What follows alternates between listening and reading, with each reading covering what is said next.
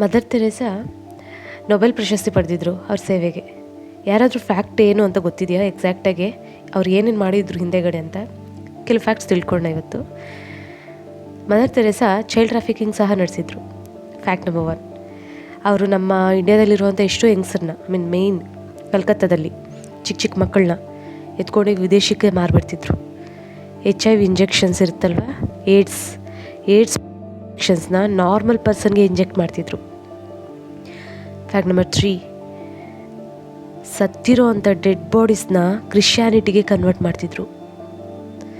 ಇವರ ಟ್ರಸ್ಟ್ಗಳಲ್ಲಿ ಏನೇನು ನಡೀತಿತ್ತು ಅಂದರೆ, ಎಷ್ಟೋ ಜನ ಟ್ಯಾಕ್ಸ್ ಪೇ ಮಾಡಬೇಕಾಗುತ್ತೆ ಅಂತ ಹೇಳಿಬಿಟ್ಟು ಅವ್ರಿಗೆ ಆಶ್ರಮಗಳಿಗೆ ಟ್ರಸ್ಟ್ಗಳಿಗೆ ಕ್ರೋರ್ಸ್ ಟುಗೆದರ್ 50 ಕೋಟಿ 60 ಕೋಟಿ ಅವ್ರಿಗೆ ಎಷ್ಟಿದೆಯೋ ಅಷ್ಟು ಕೋಟಿನೂ ಅವ್ರ ಟ್ರಸ್ಟ್ಗೆ ಕೊಟ್ಬಿಟ್ಟು ಸ್ವಲ್ಪ ದಿನ ಟ್ಯಾಕ್ಸ್ ಎಲ್ಲ ಇದು ಇನ್ನು ಟ್ರಸ್ಟ್ಗಳಿಗಿದ್ರೆ ಟ್ರಸ್ಟ್ಗಳೆಲ್ಲ ಟ್ಯಾಕ್ಸ್ ಫ್ರೀ ಇರುತ್ತೆ. ಸೊ ಮತ್ತು ಅವ್ರಿಗೆ 10% 5% ಅವ್ರು ಎಷ್ಟು ಕೇಳಿದ್ರೆ ಅಷ್ಟು ಕೊಟ್ಟು ರಿಟರ್ನ್ ತೊಗೊಂಡಿದ್ರು ಮಿಕ್ಕಿದ ಹಣ. ಈ ಥರ ಎಷ್ಟೋ ನಡೀತಿತ್ತು. ಇವ್ರಿಗೆ ಮದರ್ ತೆರೇಸಾ ಟ್ರಸ್ಟ್ನ ಟ್ರಾನ್ಸಾಕ್ಷನ್ ಎಲ್ಲ ವ್ಯಾಟಿಕನ್ ಸಿಟಿ ಅಂತ ಇತ್ತು, ಅಲ್ಲಿ ಹೋಗ್ತಿತ್ತು. ಅವ್ರು ಯಾವಾಗ ತೀರ್ಕೊಂಡ್ಬಿಟ್ರು ಅಲ್ಲಿ ಹೋಗೋ ಫಂಡ್ಸ್ ಎಲ್ಲ ನಿಂತೋಗಿ ಅದನ್ನ ಕ್ಲೋಸ್ ಸಹ ಮಾಡಿಬಿಟ್ರು. ಅಂದರೆ ಎಷ್ಟು ಫಂಡ್ಸ್ ಹೋಗ್ತಾ ಇರ್ಬೋದು ಅಂತ ಇಮ್ಯಾಜಿನ್ ಮಾಡ್ಕೊಳ್ಳಿ ಸಾಕು. ಇವ್ರಿಗಿಷ್ಟೆಲ್ಲ ಪರ್ಮಿಷನ್ ಕೊಟ್ಟಿದ್ದು ಯಾರು? ನಮ್ಮ ಗೌರ್ನಮೆಂಟೇ.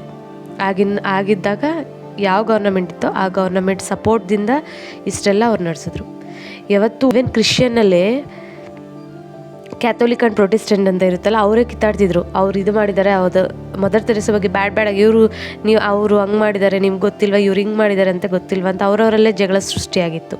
ಇದರಿಂದ ಎಷ್ಟೋ ನಿಜಗಳು ಹೊರಗಡೆ ಬಿತ್ತು. ಎಷ್ಟೋ ಜನಕ್ಕೆ ಗೊತ್ತಿತ್ತು, ಬಟ್ ಯಾರೂ ಬಾಯಿ ಬಿಚ್ಚಕ್ಕೆ ರೆಡಿ ಇಲ್ಲ.